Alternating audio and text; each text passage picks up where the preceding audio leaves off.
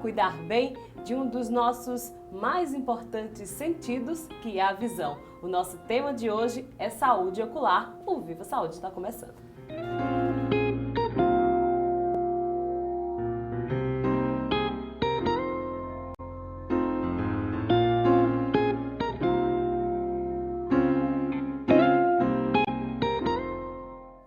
Para conversar com a gente sobre o tema, estamos recebendo aqui Gilberto Tim, que é oftalmologista. Muito obrigada pela sua presença. Obrigado. Aqui no Viva Saúde. E aí a gente conversa de um tema que é de fundamental importância para toda a população. Sim, sem dúvida. É importantíssimo falar, esse espaço é importante para a gente explanar as ideias, o que se deve fazer, o que se deve prevenir, quais são as doenças mais prevalentes, quando é que se deve iniciar também o acompanhamento oftalmológico. Essa é a minha primeira pergunta. Existe uma idade, uma necessidade Sim. por conta da idade? Sim. Quando saber? O acompanhamento oftalmológico inicia já nos primeiros dias de vida, com o chamado teste do olhinho, que é importantíssimo nas primeiras semanas de vida, 1, 2, 3 semanas, no primeiro mês, digamos assim, ter essa procura, esse contato com o oftalmologista. O que o teste do olhinho se vê nesse teste do olhinho? A gente consegue diagnosticar várias doenças prematuramente, justamente para um bom diagnóstico e tratamento. Entre as doenças que a gente consegue ver nesse teste do olhinho, desde catarata congênita, que tem que se fazer algo rápido, tem que se fazer uma cirurgia de fato, por conta, se não fizermos essa cirurgia, pode acontecer uma cegueira. Uma cegueira, sim, definitiva na criança. Então, quanto mais prematura for essa cirurgia, melhor é o desenrolar da acuidade visual desta criança. Sim. Até mesmo glaucoma congênito, tumores. Um dos tumores frequentes que a gente vê na infância, na primeira infância, é um chamado retinoblastoma. É um tumor maligno, é um câncer. Então, se deixado, se não tratado, pode chegar a levar até uma morte mesmo dessa criança. Nossa.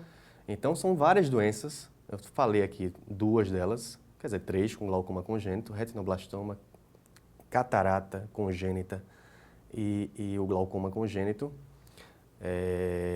Só que existem outras também, Sim. outras várias que eu poderia enumerar aqui, ficaria o dia todo enumerando, mas por isso que é importante esse teste do olhinho. É simples? Como é que é feito? Muito simples, muito simples. É um teste de menos de 1 minuto, certo? É só colocar tipo uma lanterninha, no que a gente chama de oftalmoscopia, né, no olho dessa criança, para ver o reflexo vermelho dessa retina. A retina tem um reflexo vermelho alaranjado, digamos assim. E esse tem que ser o reflexo que a gente tem que ver do olho desta criança. Qualquer outro reflexo pode significar um problema. Aí a gente tem que ir mais a fundo. Por isso que Então, tem que ser feito tão cedo, tão né? cedo. Muitas vezes é feito até pelo pediatra, também em sala de parto, enfim, na maternidade ainda. Mas muitas vezes o pediatra prefere nos encaminhar para a gente avaliar melhor essa criança. Mas poderia ser feito também pelo pediatra. É Então, algo simples. Depois desse primeiro contato com o oftalmologista, né, Sim. ainda bebê, No primeiro recém-nascido, primeiro mês, Eu gosto sempre de fazer um acompanhamento depois, assim, semestral, nesses primeiros tempos, né, tempo de vida, de fato, né? Então, eu acompanho nesse primeiro mês, peço um retorno com 6 meses para ver como é que está essa criança, no sentido, claro, não é chegar, é um exame meio subjetivo, não é objetivo, né? Como um adulto que você coloca naquela cadeira e começa a pedir para ela falar as letrinhas, não é assim. É uma coisa meio objetiva. Pergunta à mãe se ela acompanha bem os objetos, se ela assiste até televisão na distância apropriada, com 6 meses ela já consegue fazer isso, ela não quer se aproximar daquela TV, porque já pode demonstrar uma certa... pode ser que a criança tenha um grau, uma miopia, no caso, e miopia tem uma visão boa para perto, no caso, então ela vai querer se aproximar daquela TV. Claro que a gente tem que saber diferenciar, porque a criança às vezes quer se aproximar porque acha interessante aquele ambiente colorido. Outra coisa que a gente vê também, o teste estrabismo. Criança que tem estrabismo, nesses 6 primeiros meses, enfim, na criança, na infância, na primeira infância, geralmente pode ser um estrabismo que a gente diz que é acomodativo. O que seria isso, esse estrabismo acomodativo? Seria uma alta dioptria. Alta dioptria é alto grau, Sim. certo? Então, a criança que tem alto grau pode apresentar um estrabismo. Então, nessa primeira infância, nesses 6 primeiros meses, a gente já está vendo se ela tem esse desvio no olho, porque também pode significar uma doença e que se corrige, uma doença que se corrige fácil. Se deixar, pode levar a problema visual, sim. A visão cai.